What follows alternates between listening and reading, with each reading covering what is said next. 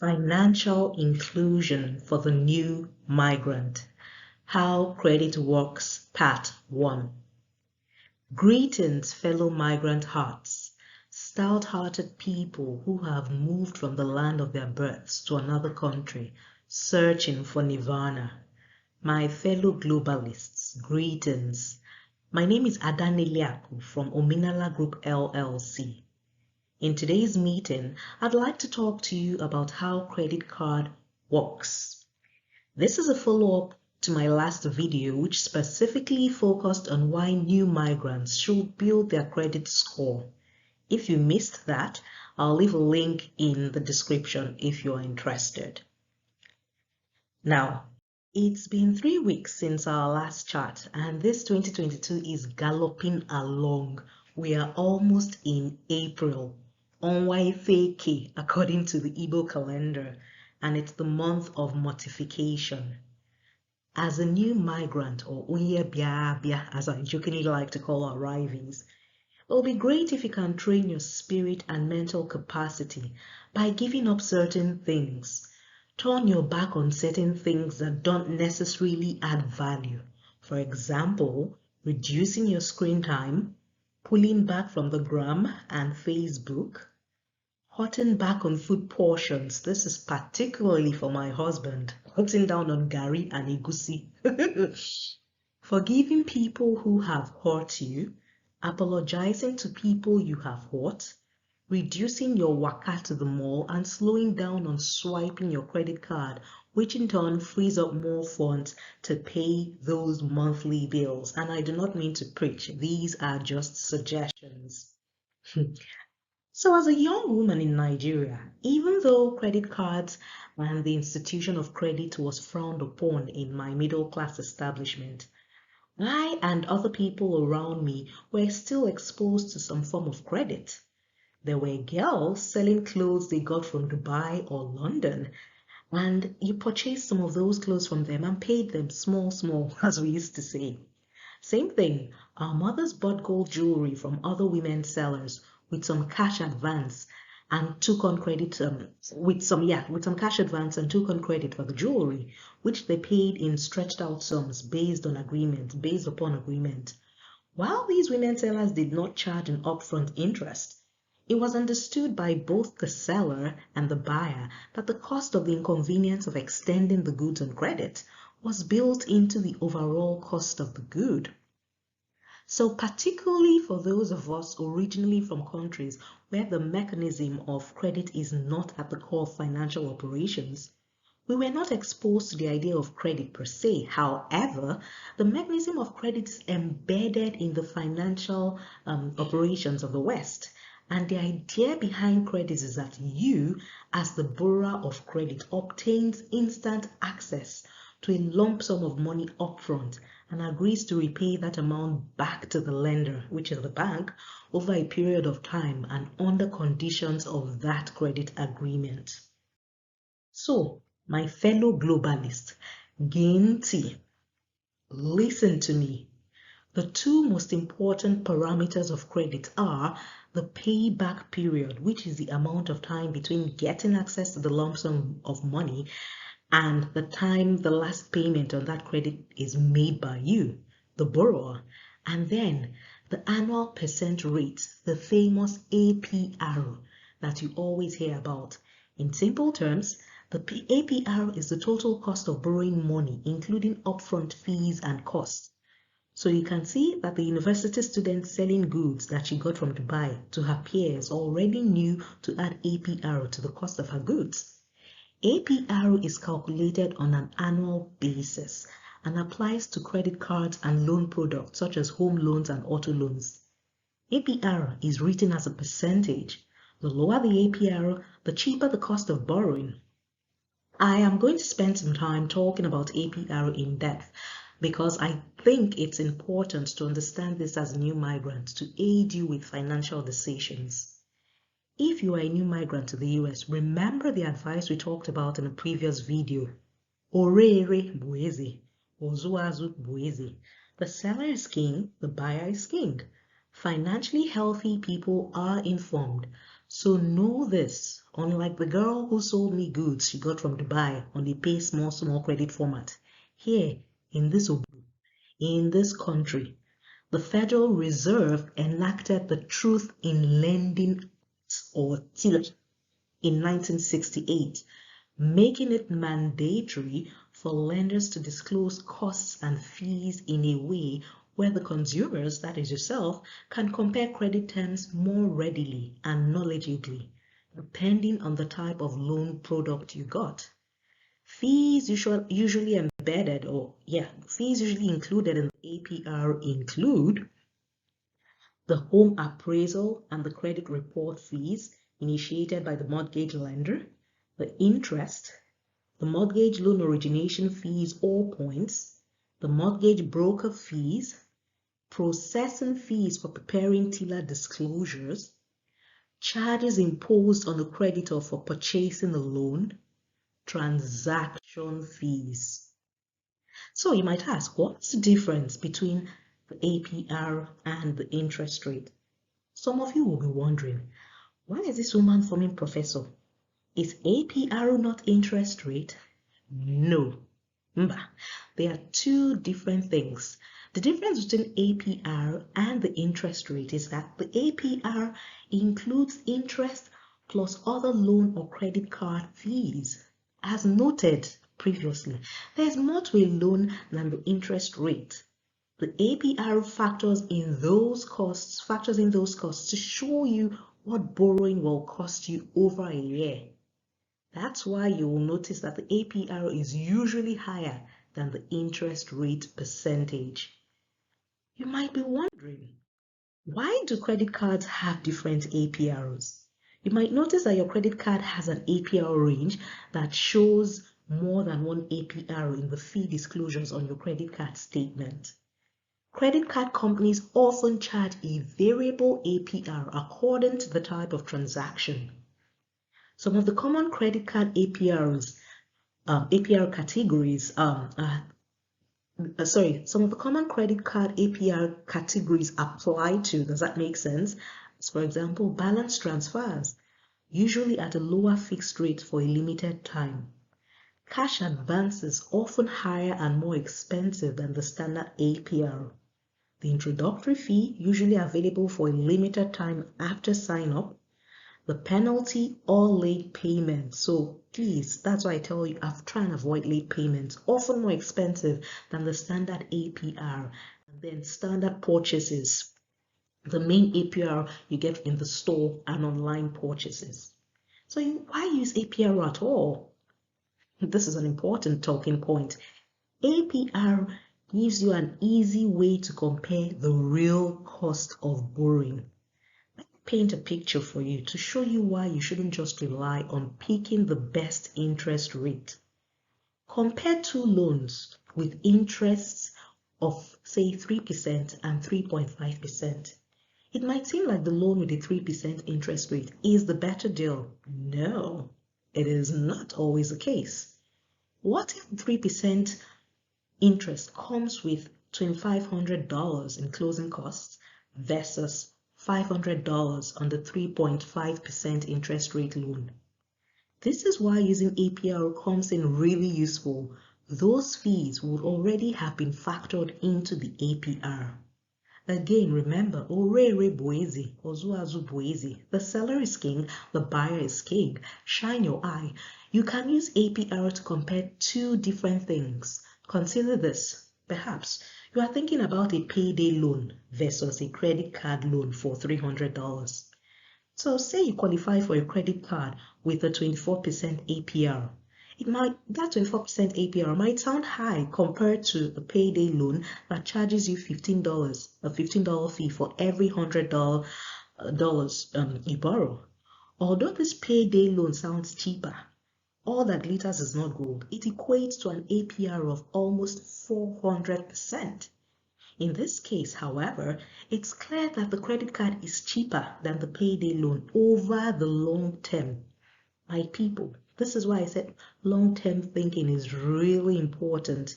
It's important to apply long-term thinking to situations, even though the thing that is biting you is in the short term. And I will say that again, it's very important to apply long-term thinking to situations, even though the thing that is biting you might be in the short term. I think I will do another video that talks about APR and the difference between APR and APY, which is annual percentage yield. So, for the Ndiakwukwo among us, and I know migrants like book, very bright globalists, you can calculate APR by type. Calculating the APR on a standard loan is pretty straightforward, but it gets craftier as you get into more complex loan products like mortgages. For all loans, you will need three numbers. What you will need is the principal, which is the amount borrowed, the fees, additional costs, and amount of interest, the term or length of the loan in days. So let's look at a pretty straightforward way to calculate an APR on a loan. And these are the steps you will follow in calculating the APR on a loan, on a standard loan. Steps 1 and 2. Add up all interest charges and divide by the amount you borrowed or the amount you currently owe. I repeat, add up all interest charges and divide by the amount you borrowed. Steps 3. Multiply by 365. 365, as you know, is 1 year. And then after you multiply by 365, go ahead and divide by the number of days left in the loan, on the loan. Let's look at an example to bring it to life, to illustrate. So, find the APR of a short-term loan of $1,000 with $120 in total fees and interest and a 28-day term. So this is pretty straightforward, right? So the first thing you do, you already have the total fees and interest, and that's $120. You go ahead and divide that by $1,000, which will give you 0.12. And then this 0.12 you multiply by 365 days to give you 43.8. And then this 43.8, you then divide it by the term, the number of days, the term of the loan, and that's 28, to give you a pretty straightforward 1.564% APR. Gainty, listen to me closely. Calculating APR on a credit card is different from the method for other loan products.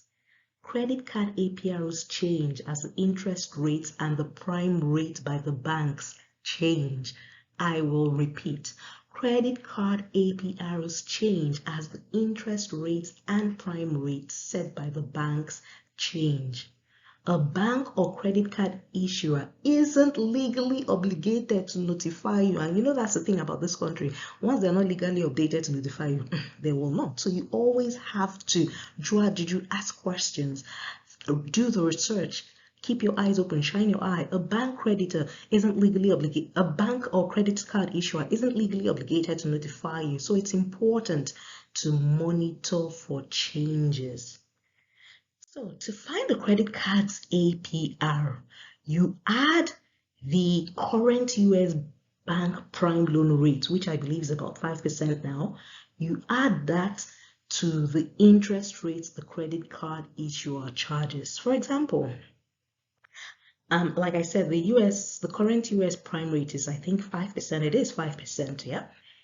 If the card provider's credit card interest rate is 4%, the consumer credit card rate will then be what? 9%. You do the addition. So that's 5% plus 4% to give you a 9% APR on that credit card. Learning how to calculate APR on credit cards and loans is a useful skill for when you want to compare the best loan offers, right? Comparing interest rates doesn't provide the whole picture because the APR accounts for the interest rate and all the cost of borrowing the money. So you'll be able to make a wiser, better informed decision on what a loan will truly cost you with the APR.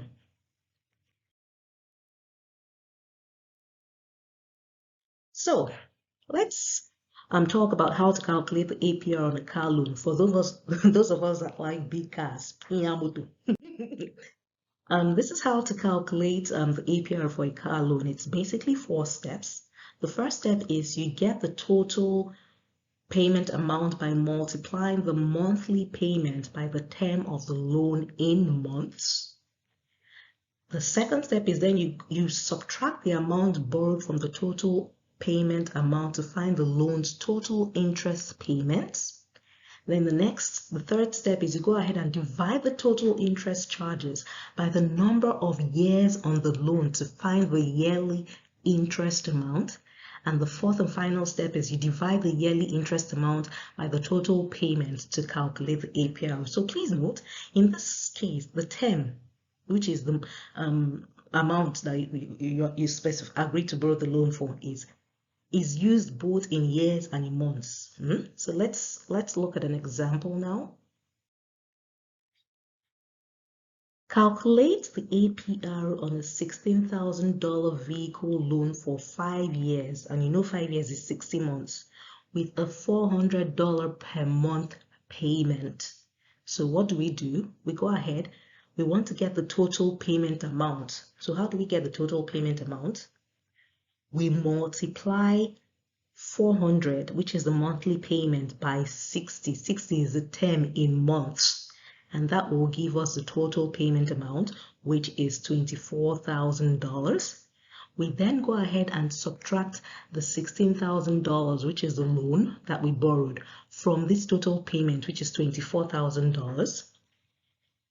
And we get $8,000, and this $8,000 is the interest fees. Then we go ahead and divide this interest fees, this 8,000, by the years, in years format of the term of the loan, and that's 5 years. Remember, 5 years means 60 months. So this time we're using 5, which is the years, and that will give us $1,600. And this is the yearly interest amount. Yearly interest, remember that. And so once we have the yearly interest amount, we go ahead and divide that amount, which is $1,600, by the total payment of $24,000. And that gives us our APR of 0.0667%. Okay, so I won't go into detail on how to calculate the APR on a mortgage loan because it can branch and have many legs. As we say in Nigeria, it can have K-leg because of all the variables like the costs, the financing charges, interest, and the length of the term length, the length of the loan. So maybe in a later video, I will prepare very well for the profs in the house and do something on calculating APRs on mortgage loans. For those of us that are comfortable using spreadsheets, you can calculate or track APR with them. Remember, my people, the main reason for focusing on APR like this is that the APR can actually help you make better financial decisions in this country, this Obodo. For me, an intermediate user of spreadsheets, I am an intermediate user. I'm fairly passionate about using spreadsheets to calculate APR because knowing the APR, in other words, the true cost, is really important, especially for many new migrants who, like many other Americans, cannot pay back credit card debt in full every month. I know I keep advising you to pay back in full monthly, but this is not always a reality for many people. In the description, I will paste a link to a guide spreadsheet for APR calculation that I found online. I believe the author of that spreadsheet is Miss C. Bowman. I'm going to paste it so you can use it and even form, I know you guys are very smart and very good with Excel. You can even form your own Excel sheet using that as a guide. So this is a really nice segue into my next topic, which is financial inclusion for the new migrant, how credit works, part 2. I will be starting the next session with monthly payment versus bi-weekly payment. So stay tuned and we will talk in depth about that. If you liked this video and found it really useful, please feel free to subscribe to this Otobo. Again, Otobo is a place for learning, for spiritual practices, for honoring wellness and health, for events that bring people together in celebration. And here, we will learn together, relate, acquire skills together. So let's interact. In your comments, please give feedback and leave suggestions about relevance and topics. I think a topic I will do after how credit works part 2 is wellness and financial inclusion for the new migrant. So, my people, until next time,